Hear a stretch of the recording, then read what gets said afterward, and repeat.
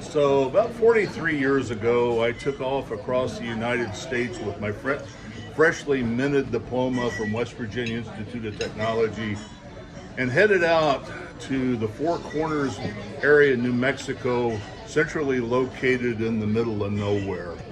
And I went there to work on a big construction site.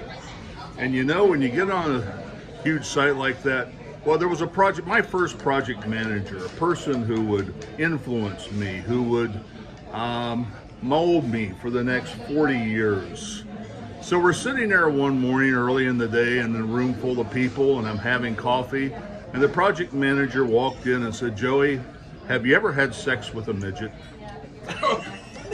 So, you know, growing up, I had fond feelings about the Munchkins, but I had never considered doing the down and dirty with the Oompa Loompas. Well, anyway, I can't go into the rest of the conversation, but mostly it's a guy thing, but you all are, there's something called transference, where it's a theory of transference, where the outrageous act of an older member of an organization gets transferred to a younger, more completely innocent person like myself. So for the remainder of that job, I would walk around the job and people would go, "Joey, how are the little people? Have you been?"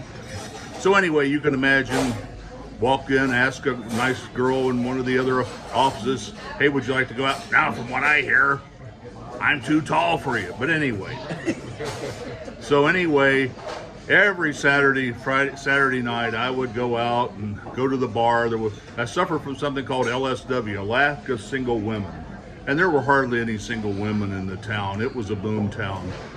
And I'd go out being game hunting, and and I'd come home empty. But I would drown my sorrows with alcohol.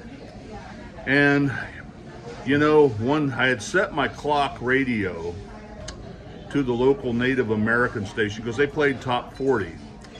But I woke up one day to the local station was KNDN. It was quasi-religious experience. So anyway, another place that I worked for 3 years was Connecticut. And people there a lot of families have been there for 400 years. They're not used to outsiders, particularly people from the South who they think drool out of the side of their mouths. So I did work for a big aerospace company, doing things like shooting frozen goose carcasses through experimental jet engines. But the people there, those engineers, they were like the most serious. They walked around with buttons that said, "Look worried" on them. But like I said, they're not used to Southerners. So anyway, one Friday afternoon, my wife and I were going out of town. We're run by a vendor to pick up material. And I walk in and go, "Ma'am, I'd like some material." And the lady lowers the glasses on the end of her nose and says, "Y'all not from around here, are you?" And at that moment, I imagined myself wearing a gray uniform, a musket on my shoulder, and go, "That's right, ma'am. I was just down south with Bobby Lee fighting last week, and we were fighting Yankees and lost, and now I'm up here working in aerospace and stealing chickens on the weekend."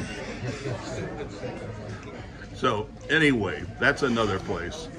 And then I'm going to end up with, and then this isn't all the places. I worked in 10 different states, been to 45. But I worked in the Upper Peninsula of Michigan, north of Wisconsin. And as a late friend of mine said, this is where the hoot owls sleep with the chickens. And good people there, good people. But the State Department hasn't informed you. I think it's already part of Canada. So we pulled into the gas station when we just got in town. And we pulled in the gas station. This guy walks up and goes, "Nice day today." "What?" "Nice day today." "Excuse me?" "Nice day today, eh?" "Oh yes, nice day today." So we were 90 miles north of Green Bay, Wisconsin. And one of the real sick things there is that people would go south to Green Bay to honeymoon. Now and so people would get their at the Holiday Inn, their room across from Lambeau Field. And I could just imagine the conversation the mother had with the daughter. "Well, dear, I got you this Aaron Rodgers jersey to wear tonight. I wore the I wore the Brett Favre jersey, and your daddy really liked it.